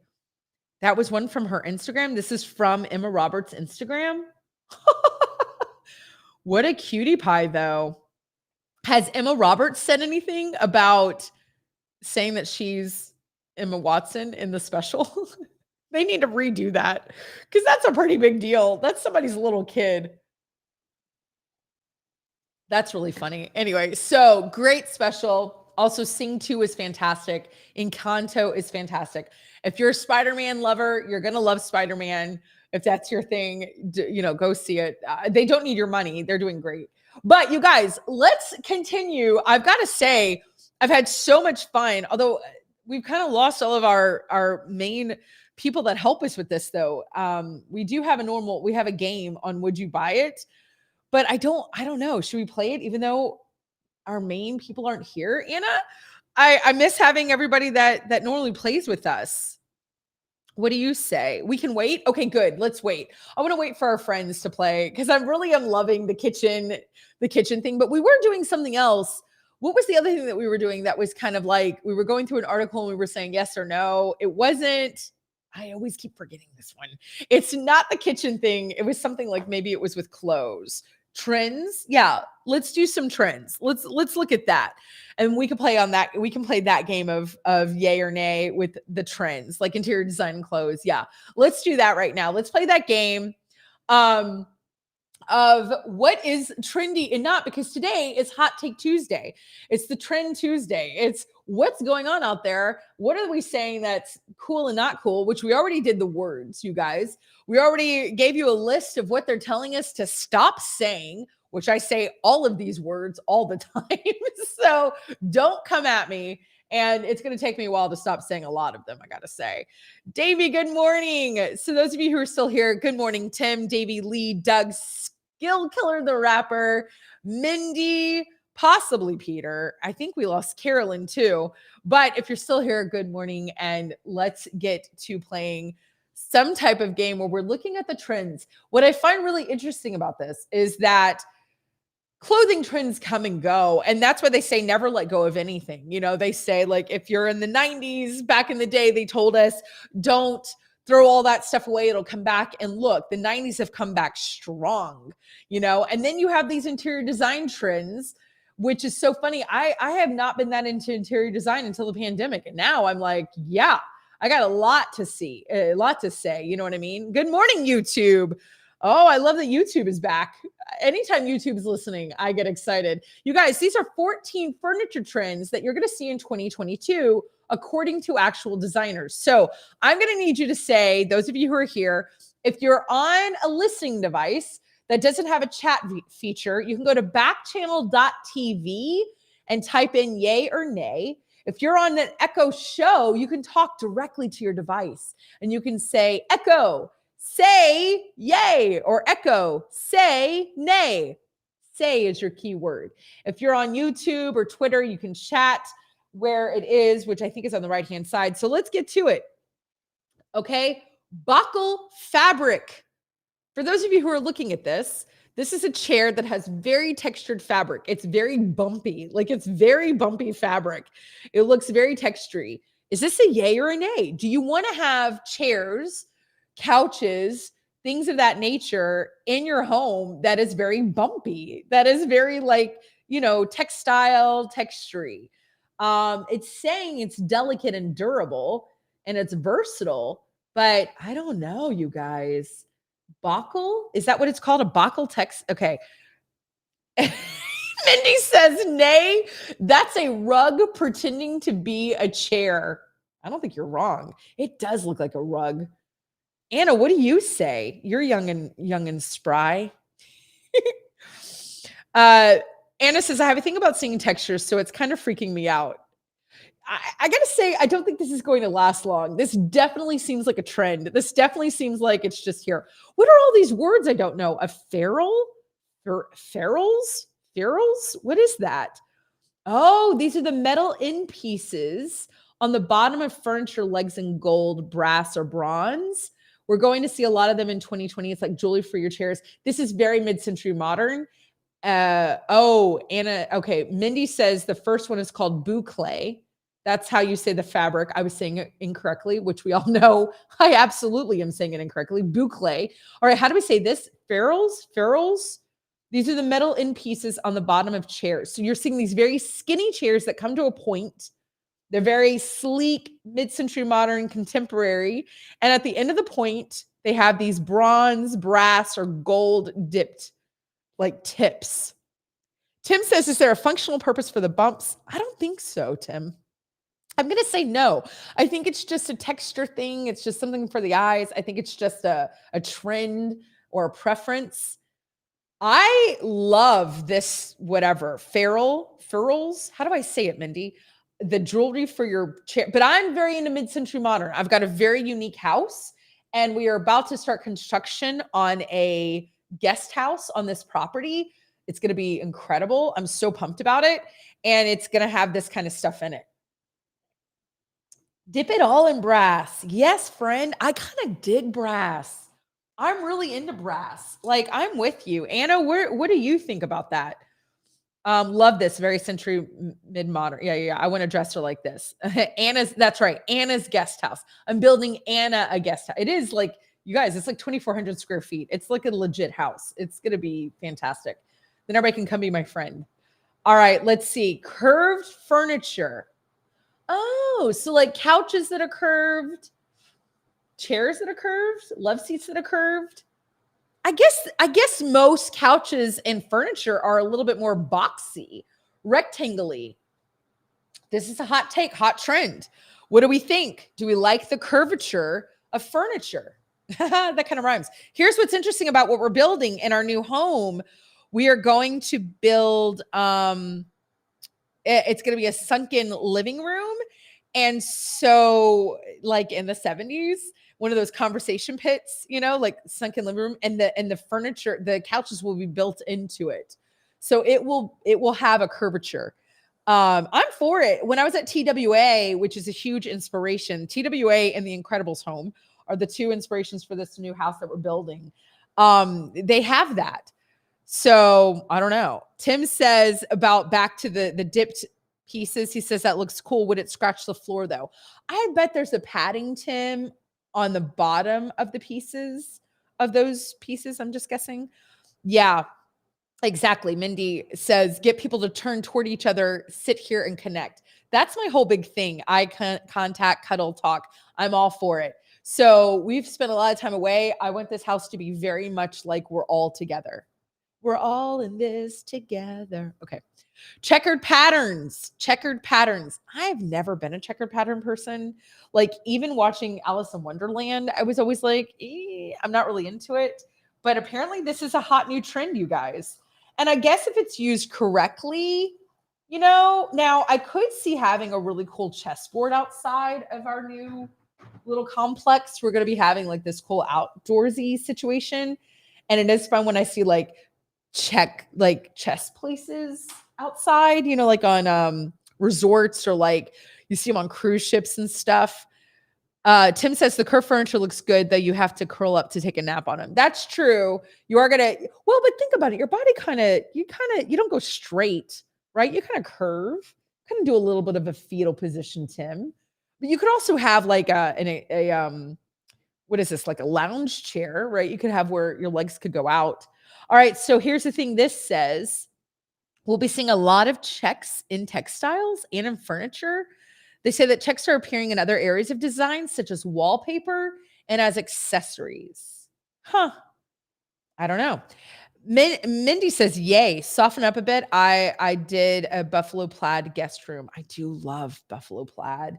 There's something so like Canadian, it's just so warm and like Huga. Buffalo check pattern makes me think Huga. Imperfect pieces. Isn't this called college? What is this called? Let's see. What is this saying? A huge trend has emerged for the return of handmade and imperfect items. I feel like that hasn't really gone away. Large retailers have recognized this trend so much that retailers are now, quote, creating brand new items that look imperfect and vintage for mass consumption. This reminds me of the episode of Friends when what is her name? Oh, geez. Phoebe loves Rachel's apothecary table, and and Rachel convinces her that yes, this is a one of a kind, and it was from Pottery Barn. I love that episode. Mindy says, big yay, I want real stuff. Tim, what do you say? Do you like the imperfect? I think that's super trendy. I think that's been in for a while. People like authenticity. You know what I mean? They like realness. Also, this comes into the next trend of vintage furniture. Makes sense. Why not bring back what's old. What's old is new again, but I feel like that's a continuous trend. Doug says yes. Thank you, Doug. Oh, friend, I'm glad you're still here. Lee, Skill Killer the Rapper. What do you guys say? Are we into this? The vintage, the imperfect? I think that's a lot more attractive. I think that's also part of the whole, you're seeing the IKEA thing kind of go away. We've talked about like the cheapness, about investing in good quality instead of just, quick, super manufactured, and then everybody has the same stuff. Like, it's kind of like everybody has that IKEA piece. I'm not hating IKEA. I'm just saying, like, I think if you're really going to design something, now, if you're just trying to survive your life, sure, go get whatever you want to go get. But if you're really designing a room, I think, yeah, you need to be intentional about it, invest in it. It'll last you for years. And that's the point. Do something that's classic that lasts a long time, is my point. Okay, postmodern style. I think this kind of goes into the whole, it's interesting. I hadn't really thought about it, but mid-century modern and contemporary are very similar. They're very, lines, intentional. There's a lot of thought behind them. Anna, can you pull it up so I can read what this says? Tim says uniqueness is good. I like that, Tim. Yes. There's a swing towards postmodern styles of furniture, Walker says. Specifically, it'll include different shapes, abnormal cutoffs, and asymmetrical silhouettes combined with luxe texture or pattern. I'm here for that. I am so here for that. Anna, I want you to send me this. Oh, this is from Thinker. Okay, fluted and ribbed designs. Again, this is going into this postmodern thing because you've got that beadboard situation. They're just taking it and they're applying it to other ways. They're making it fashion forward. That's what this is. You're taking what is old and has happened and is classic, and now you're putting it in a more modern sense. So in 2020, they're saying fluted and ribbed designs on sofas, chairs, cabinetry, vanities. This is a style, yet reminiscent of Art Deco. It can be traced back to centuries where it was originally used to adorn Roman columns. Listen, stuff stays classic for a reason, and we all seem to like. Now, Anna did warn us that the maximalist design is happening, and I am here for it. I like a good minimalist thing. What I really appreciate is like what we're going to be doing in this new house. It's going to look clean and it's going to have purpose, but you can still be grand with it. You know what I mean? Like, you can be extra. All right. What does it say about maximalist, Anna? Because sometimes the minimalist got too hospitally. You know what I mean? It got too sterile.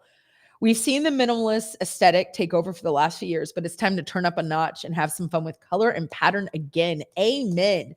Fun colors, bold prints. Tim, you're going to love this. Doug, you're going to love this. We'll come together to create fulfilling spaces and inspire maximum productivity. I love that. Have fun with shapes and all the things and patterns and textures. I guess, Tim, this would go into the whole point of what we were saying, the boucle situation. Multifunctional furniture. Don't say that fast. Anna says, I'm so excited to buy a house and do something cool. The minimalist is very sterile and makes me sad sometimes. I agree. Does it make places feel like a place people want to gather and build community? I agree. It is not comforting. It just isn't. It's not cozy. It's very, I'm not a fan from the minimalist thing. Like, I get like not having stuff just to have stuff, but there is no warmth in minimalism as far as I'm concerned. What does it say for multifunctional furniture, Anna? Okay, a desk that doubles as a dining table or a nightstand that's also clothing storage. Quality multifunctional furniture provides versatility and can adapt in living situations, whether you're downsizing or you have a small floor plan. And I think that makes a lot of sense. Invest in something that is going to last, so you got good quality, and is going to do more than one thing, that isn't just, this is a lamp, this is a whatever. Think about your phone. Your smartphone is your computer. It's your communication device. It's your social device. It's a bunch of stuff. Like, it's not just one thing. Statement pieces are going to come back. All right, Anna. Yeah, you can scroll because I know we're flirting with the time. Bold colored accent chair, vibrant piece of art that's going to draw attention. Statement pieces inspire conversations. They're going to spark joy, and they're going to make rooms have a wow factor. I like that. I like that. Yay or nay, everybody? Where are you at? People still here? I would love to know what you're thinking. Yay or nay? Ooh, just spilt my hot water. What are our last few, Anna?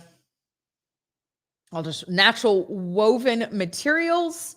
Oh yes, like my cousin has one of these chairs. I need to get one. Maybe I'll put that in the new house. Mixing chair styles. That's been in for a while. And you know what? That was in Friends. They had really cool chairs around their kitchen table. Multiple trends in one.